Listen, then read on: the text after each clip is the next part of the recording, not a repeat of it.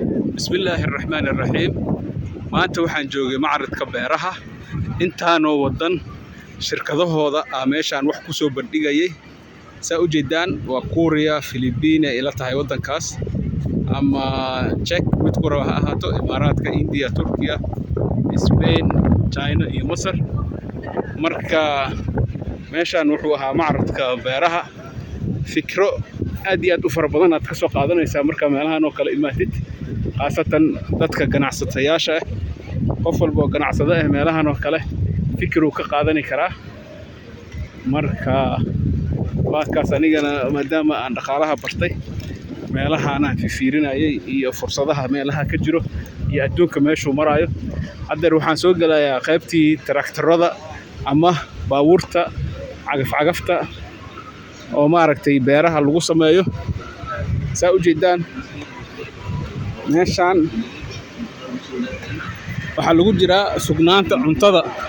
sugnaanta cuntada si loo gaarana adduunka wuxuu gaaray mechanize annakana weli gacmihii aan wax ku beeraynaa marka waa inaan ka gudubnaa inaan gacmaha wax ku beerno oo maaragtay mechanize wadanka loo bedelo marka arintan waxaa ka bixi karo fikir saliim ah qorsho aad iyo aad u dheer qofkii sameyn kara bas ka bixi karo bulldozer-kii waa kan waa marka Soomaaliya aqliga hal isticmaalo qabiilka hal iska dhaafo adduunkii alaabahan uu soo saaranaya annakana badiilkii iyo maxaa la dhahay faaskii iyo wixii xataa dibadda laga keenaa wixii aan soo saaran jirnay marka hal isku laabto qaybtaan aan imaaday hadeer